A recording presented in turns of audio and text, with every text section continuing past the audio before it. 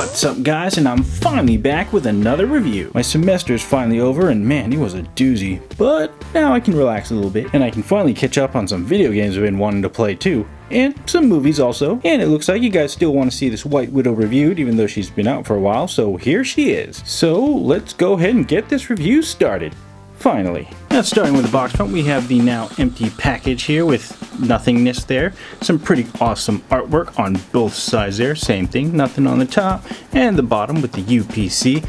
And then on the back we have the awesome glam shots with the questionable pose, and this is all the stuff that the stand can do. And there she is guys, the White Widow out of the package, which many of you have probably already seen and probably already have by now, and there's her stand in the background, but oh well. Now from the looks of it, she's the exact same sculpt pretty much as the regular Black Widow here, aside from obviously this little kind of chest piece right up here, and then the backpack, and of course the paint color. But for the most part, they look to be the same sculpt, just one is white and one is regular color. Now when it comes to the face sculpt, it looks like they're both pretty much the same, although this one seems like she has a little bit of a smirk on her, and the eyes seem a little bit wider, so I think they might have used the same sculpt. It's just they have different paint applications to make her smiling and all that. But of course the hair is all the same and everything, although the color is a little bit off. As you can see, the White Widow has a little bit browner hair while the Black Widow has redder hair, but aside from that, same head sculpt I'm thinking. And then of course the suit sculpt is the same aside from this little top glossy chest piece up here, and of course the paint color, the plastic they used, I think they used black on that one and then gray paint. This one's just all white.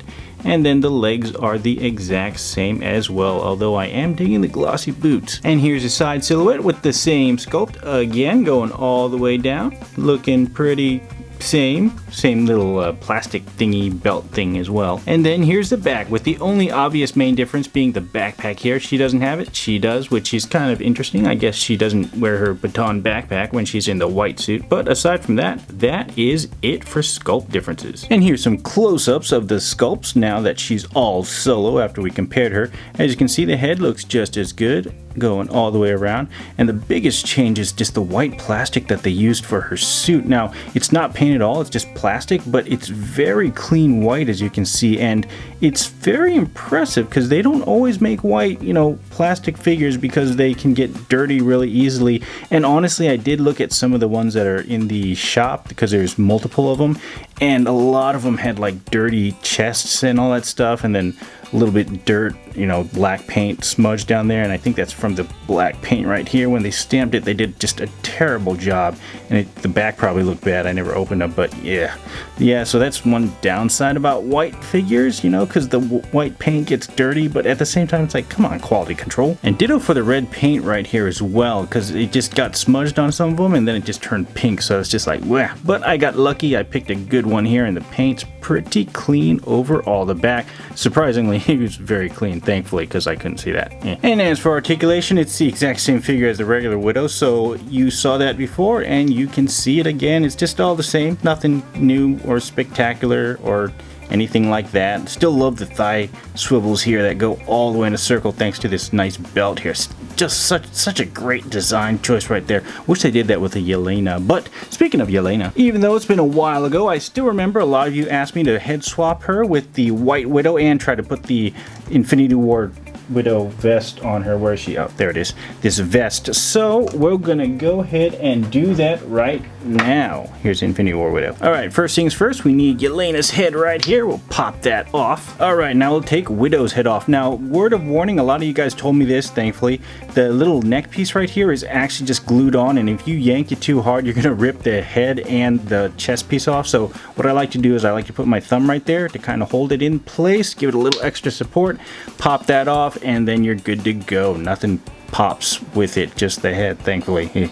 Kind of a bad design, huh? Alright, here's the vest right here. We're going to open that up so that we can get the arm through the hole. I like to have the arm up here in this exact position. If you do it the other way, yeah, obviously it doesn't work. So put that in there, slide it in, and then open that up, slide that in there. I like to do it with the head off because otherwise it'd be so hard to get in. As you can see, barely fits just like so. And then we'll slowly bring this arm down, making sure we don't twist on the plastic there, and ba-bang, there you go. It is on, and here is the problem with this setup.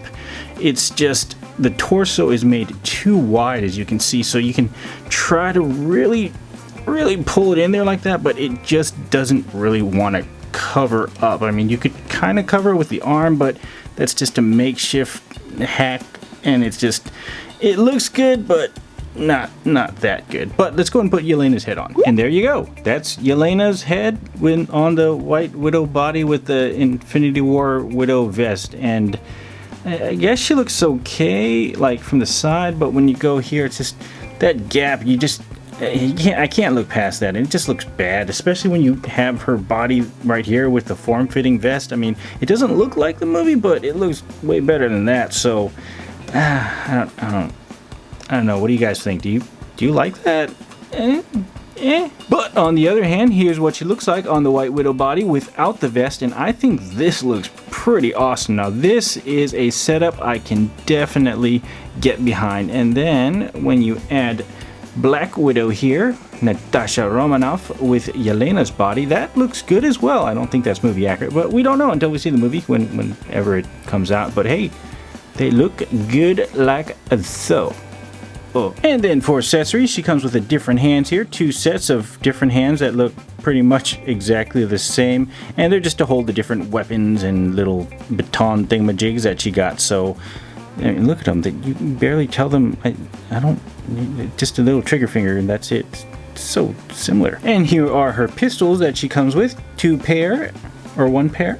2 pair, 1 pair, and they're the exact same as the regular Widow. So if you lost hers, then guess what? You get more. And if you lose these, then well, time to buy more. And then here's her little hooky things. Ice hooks, ice picks, probably something like that. It looks very flimsy though. It's like, looks like it'll tear right there if you bend it too much. So definitely be careful about that. Although it's kind of interesting because she has these. They're kind of like batons, and yet she doesn't come with a backpack. So it's just like, where's she supposed to put these? You know, does she just carry them? That sounds just inefficient. And finally, she comes with these little stinger effects here that look almost like water or just porcupine things, but it's kind of a cool effect. Very soft and squishy, so that's pretty cool. And of course, to put them on, you just pop her arm off like so, and you can actually put it on with the stinger. You can take that off if you want, but of course it would just look weird. Now what I find that works the best, you see how there's this kind of smaller, shorter portion and then this longer portion here. I find it better if you take this piece right here, the long piece, just kind of cover that right there. You'll never know which one's top or bottom because that's covering it. And then you slide the little hand peg like so, like that. And then there you go. She's got a little stinger and she's ready to just feel it. Oop, that didn't look as good. There we go.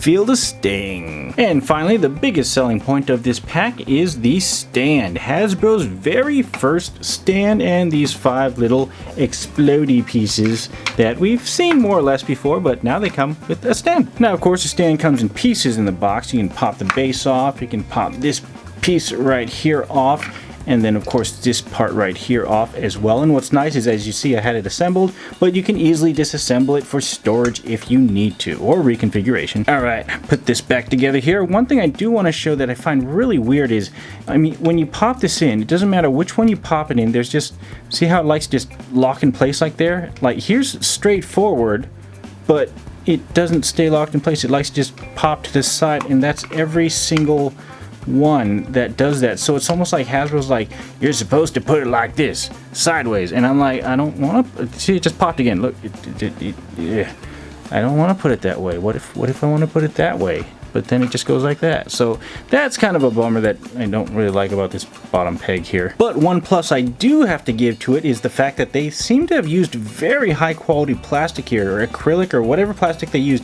It's very clear, and the thing is, it's a very nice finish. The edges everywhere, it's just smooth. The whole stand just feels premium. Even check this out.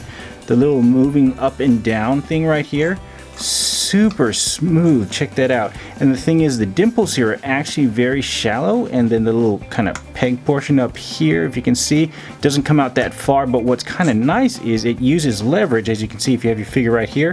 When you push down on the figure,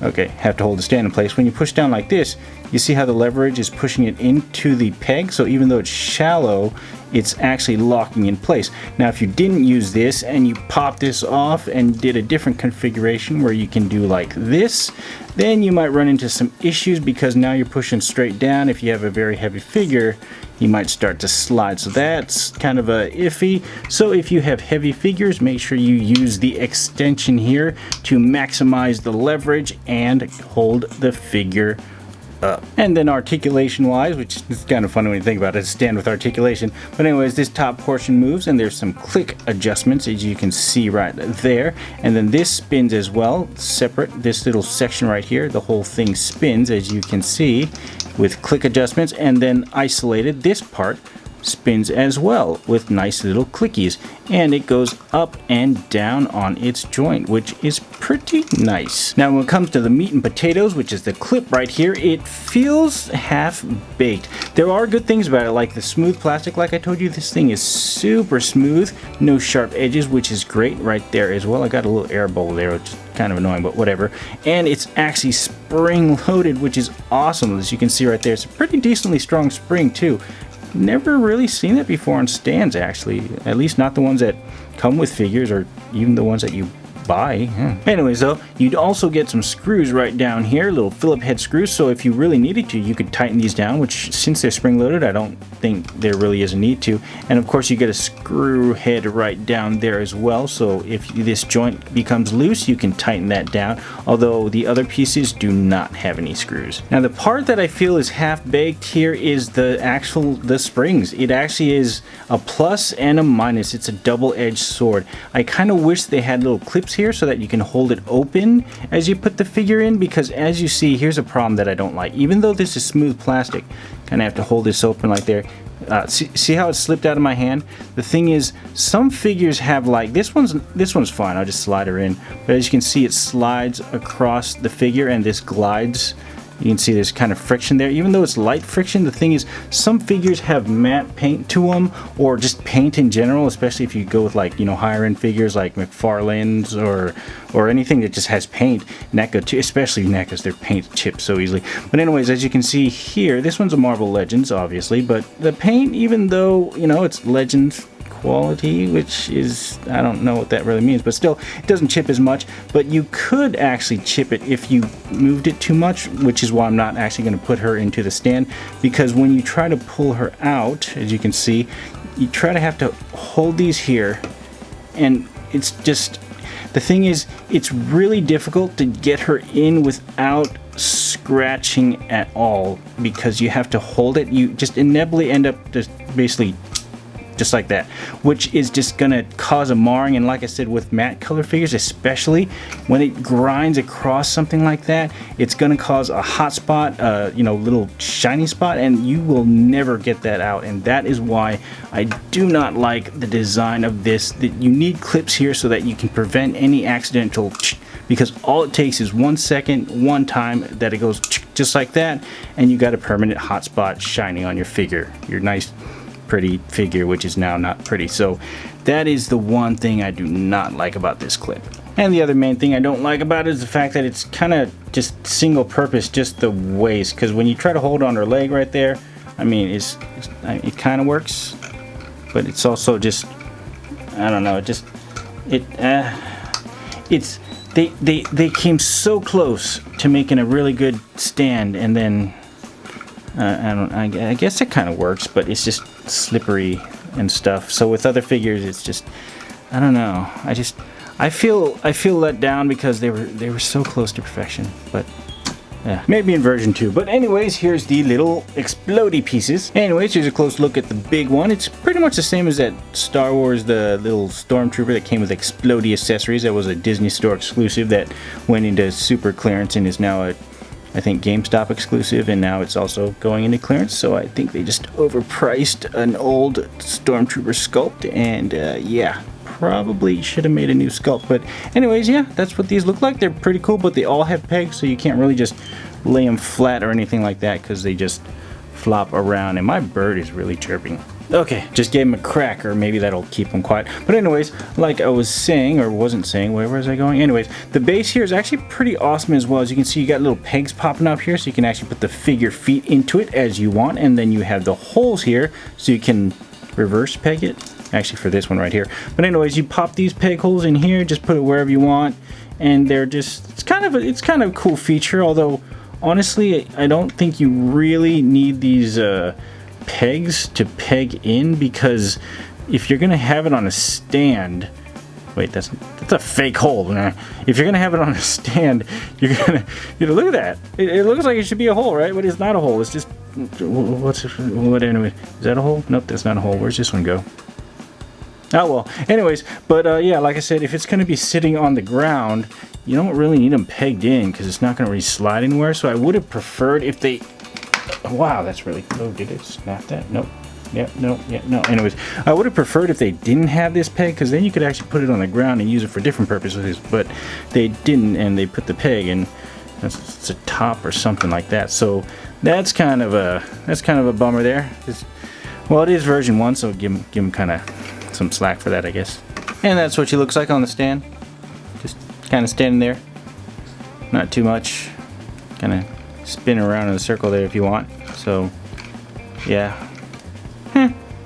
Not bad for a first version. I think Hasbro's on the right track here with this. It's just version 1, like I said, so it could be good. Although, even though it's all fancy with the gimmicks, I still think I like this McFarlane stand better, even though it's a little flimsy like that. I mean, which one do you prefer? You want all this stuff down here and then this big thick kind of peg here, or this one where when you have it just right, you barely see that and it just kind of disappears? It's like the focus is on the figure with this stand, and this one it's kind of like, ooh, look at me. So I don't know really. What do you guys think?